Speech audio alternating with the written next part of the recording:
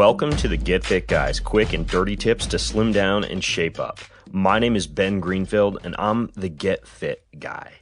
If you heard my episode, How to Tone the Backs of Your Arms, which I'll link to over in the show notes at quickanddirtytips.com, you might remember my term, bye-bye arms. You know, when the flapping fat on the back of your arm keeps on waving long after you've stopped. My mom used to call her arms flopping fish, and flab on the underside of your arms is also known as lunch lady arms, quail flanks, and bingo wings. Thank you, Urban Dictionary. Well, regardless of what we call them, the jiggle on your arms can be a big, annoying reason for avoiding t-shirts and tank tops. In that first episode, you learned how to tone the back of your arms using moves like narrow grip push-ups, tricep push-downs, dips, skull crusher exercises, and the close grip bench press. Well, in this episode, I'm going to give you 5 more tips on how to stop arm fat from jiggling. And this is all based on a recent podcast conversation that I had over at bengreenfieldfitness.com with health and fat loss expert JJ Virgin, who you may have recently seen on TV on The Doctor's Show. I'll link to that in the episode for this over at quickanddirtytips.com as well. Okay, back to the episode. So, what you need to do to stop arm fat from jiggling begins with not burning fat, but burning sugar.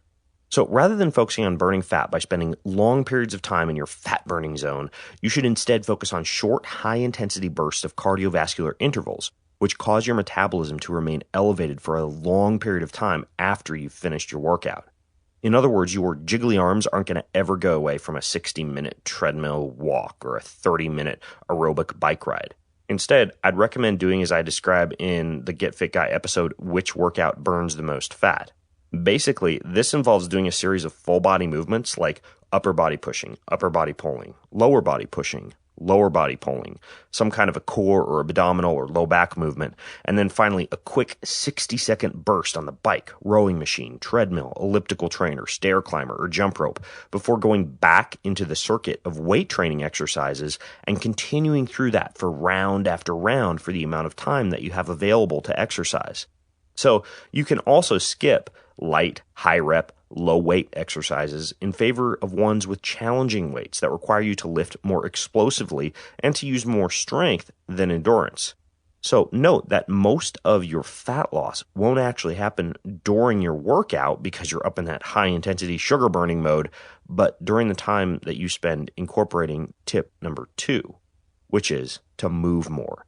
Having your butt planted in a chair for 8 hours a day is practically guaranteeing that you'll never be able to fully tone your arms, no matter how hard you exercise at the beginning or the end of the day. Instead, you need to alter your home or office environment to enable yourself to stand more, move more, stop for quick bursts of exercise like 20 squats every time you go to the bathroom, or engage in light physical activity throughout the entire day so that you're constantly burning more fat. Now, I have several previous Get Fit Guy episodes about how to do this, and I'll link to all of them over at quickanddirtytips.com.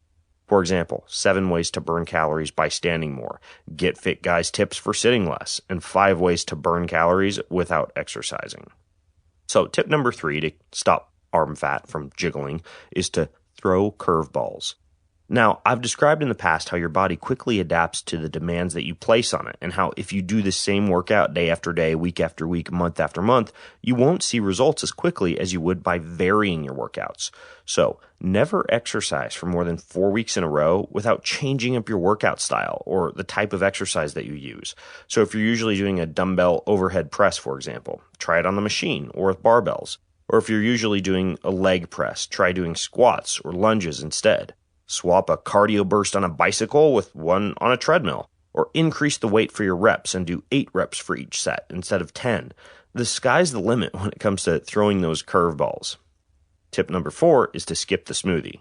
Walking out of your workout and grabbing a giant post-workout juice smoothie is a fast track to jiggly arms forever. Although most people have the best intentions with juicing and really do want to improve their health, they're juicing completely wrong, and what they include in their juices actually hinders performance and balloons the waistline. How can this be? Well, the problem is that people include far too much fruit in their juices. As you juice fruit, you're stripping away the fiber and concentrating the sugars from many, many servings of fruit into a single serving of juice. Just try it sometime and see how many freaking apples it takes to make just a tiny fraction of apple juice. The digestion of liquids like concentrated fruit juice occurs significantly more quickly than the digestion of solid foods. This means that all that fructose-based sugar you're putting in one place and consuming in a short period of time is being digested and absorbed far more quickly than if you had eaten its solid, fiber-filled counterpart, like chomped on an apple or eaten a carrot instead. So this means that your fructose levels spike pretty intensely and quickly, and there are some pretty significant differences between a spike from fructose and a spike from glucose. Specifically, these. Every cell in your body, including your brain, uses glucose. Therefore, much of that glucose is burned up immediately after you consume it.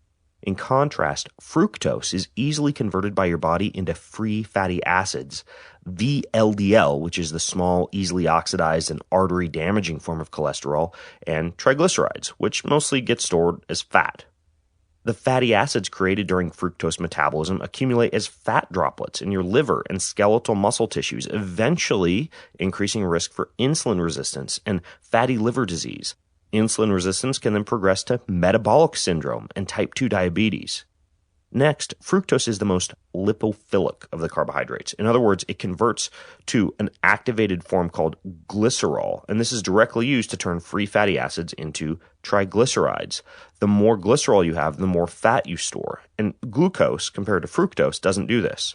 So, if you eat 120 calories of glucose, about less than 1 calorie of that is stored as fat. But 120 calories of fructose can result in 40 calories being stored as fat. So eating high amounts of fructose from that shake after your workout is essentially the same as consuming fat. Fructose goes primarily towards replacing liver glycogen, not muscle glycogen. So unless you happen to be at a huge calorie deficit, in which case your liver may actually get some glycogen storage from fruit juice, instead of replenishing the energy stores in your muscles, you are efficiently preparing your body to store body fat, which is, of course, the polar opposite of what you're probably trying to accomplish when juicing.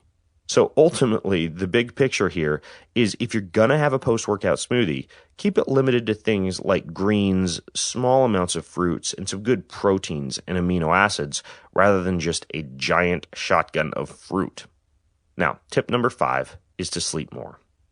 Yes, it may seem counterintuitive, but when you prioritize sleeping 7 to 9 hours for every 24-hour cycle, you reduce stress and you reduce cortisol.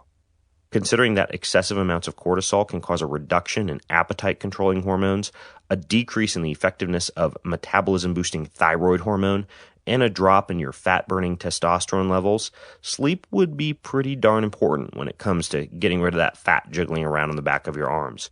So while you're doing your hard cardio efforts, moving more throughout your day, varying your workouts, and avoiding those giant juices, be sure to also prioritize sleep.